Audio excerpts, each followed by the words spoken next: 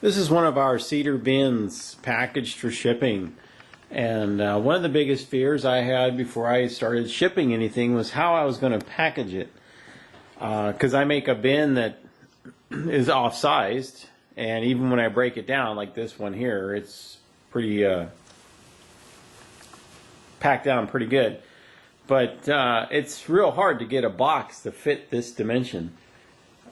By making my own boxes, this saves me a ton of money, and then I can pass that on to my customers instead of having to pay so much for a custom-made box. What I start with is I have these boxes that are 24 by 24 already pre-folded.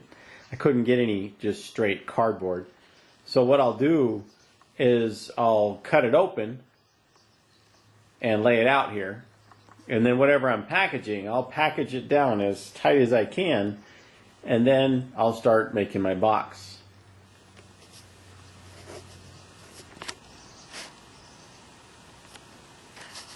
So what we're packaging today is a medium cedar bin with a lot of options like slide out windows, slide out doors, and tea tray holder.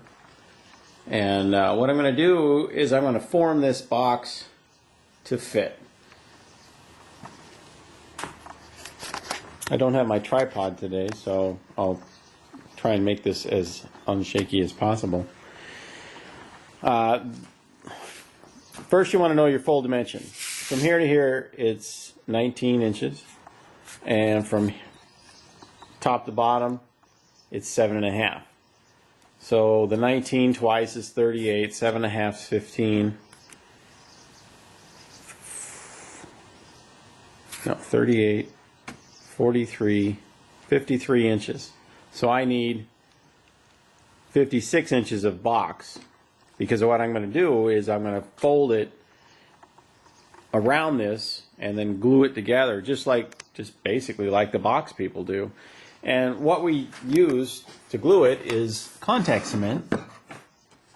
The same thing you would use for laminate table, like you see here. That contact cement costs $8, and I could probably glue 50 boxes. And so it's really inexpensive. As you can see, I have a little stick there. Before I get to that, okay, I'm going to make this quick. I've already done my creases. But what I did was I creased the box on the edge of the freight here, and then I creased it again, and I did that on both sides. Okay, so I creased it together to where it overlaps, and then once I overlapped it, I drew a line so I'd know where to put the glue. So what you see here is we've already done the glue. And contact cement on cardboard dries in about 5 minutes, and you want it to be tacky dry. So I glued it there, but I haven't glued that side yet. So I'll show you. So it gets tacky dry in about 5 minutes, and contact cement actually works once it's dry. If you glue it too soon, when it's wet, it will actually come apart.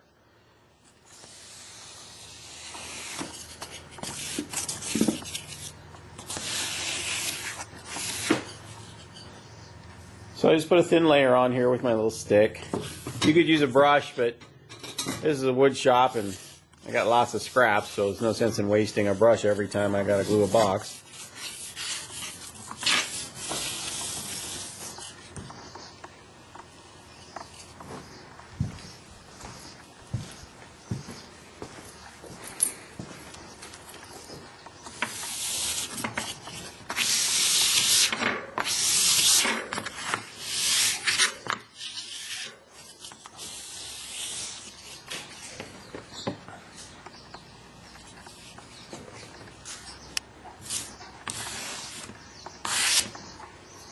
All right.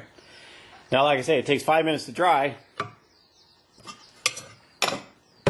or to set. And what I'll do while I'm letting that set is I'll make my my other lines or creases, which I have already done on this side. Basically, this is already creased. But what the box companies do is they actually have a machine that presses this so it bends correctly. What I've used is this spatula.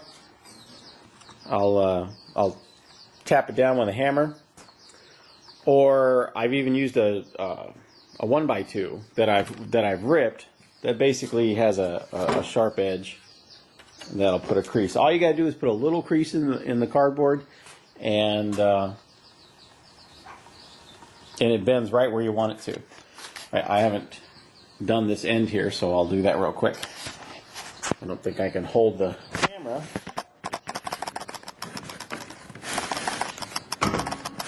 There we go.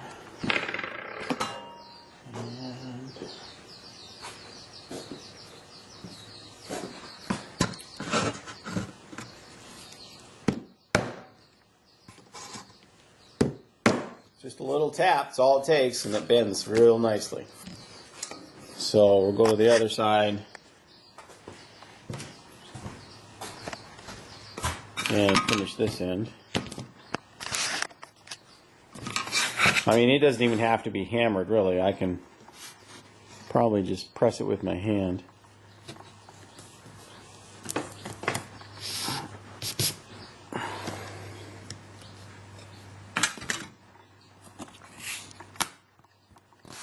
And there you go.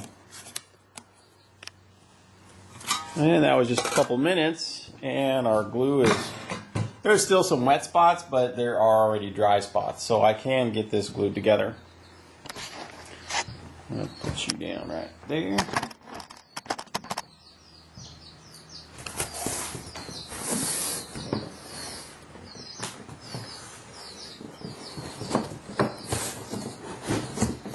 One thing about contact cement is once you press it together, if it's tacky, it will not come back apart. If you take it back apart, it probably won't work the second time.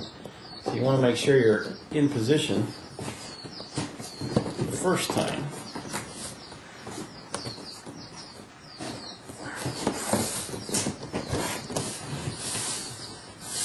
Alright. And then you just press it together. If it's not dry, it'll come right apart, and you just wait a little longer.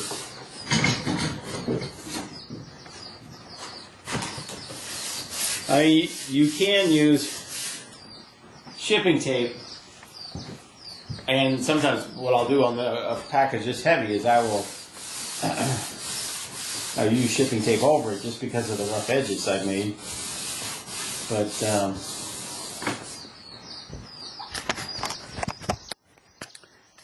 so, the box is almost there. One thing I've got, since it was a 24 by 24 box, I've got this slit here and a slit here. So what I'll do is I'll take a piece of scrap cardboard and I'll fit that right in there so that my freight isn't exposed to the outside and get, possibly ruined. So I'll cut a couple pieces out for that, and then I'll show you what to do next. Okay, so I got a couple pieces of cardboard cut out, and I put a crease in it. Basically, I want to put it around a corner so that it stays in place while it's in shipping, because I'm not going to tape it or glue it inside the box. But since this one is on a corner, I've got to bend it again and put a cut in it. I'll show you.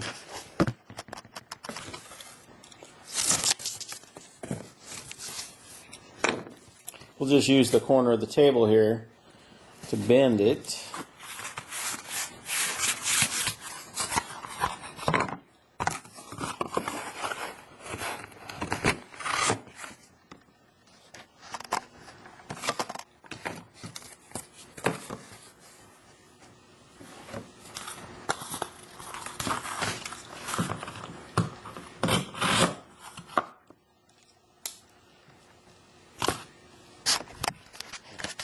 Okay, so now we've made a nice little corner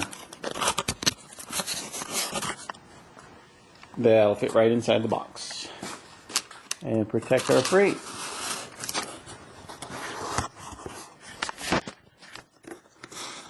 Yeah, maybe this is when I should have had my tripod. Anyway, let me get these squeezed in here, and then I'll show you how it looks. Alright, so now you can see inside the box. It's like a box inside of a box. So now we're ready to cut out our corners and bend them, and then we'll glue it, or we'll tape it together.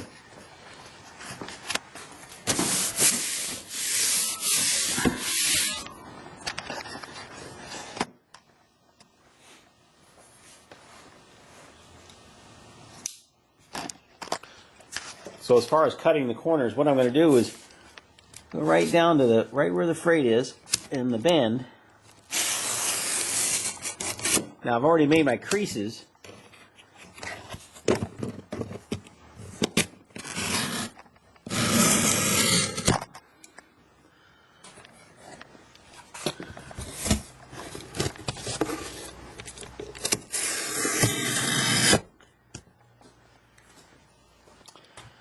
All right. So you want to fold in your short ends first. Oh, I didn't cut that off. Let me get that. Actually, what I can do is just fold that in. All right. So since we creased it already, this will bend into place.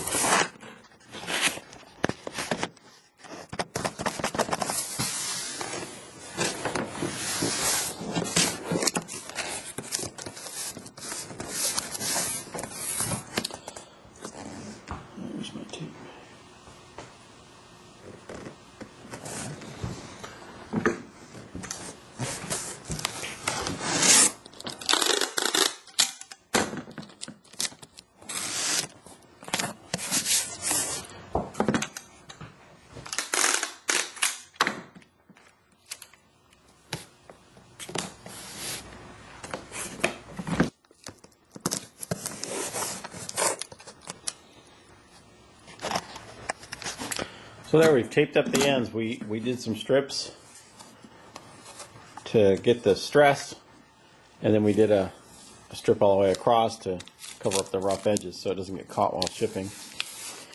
And then we taped over our little gap here, and we'll do the same thing on the other side. So there we have a box made for shipping for a custom build.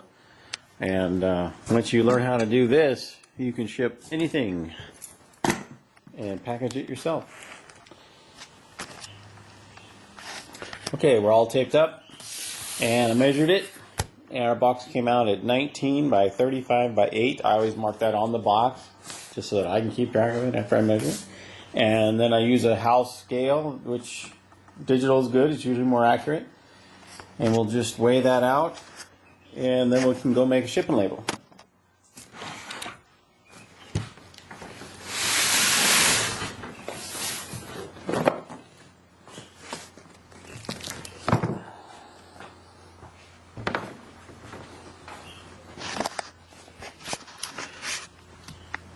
Okay, 43.2, so basically 44 pounds. All right. We'll tape on a shipping label and we'll be ready to go.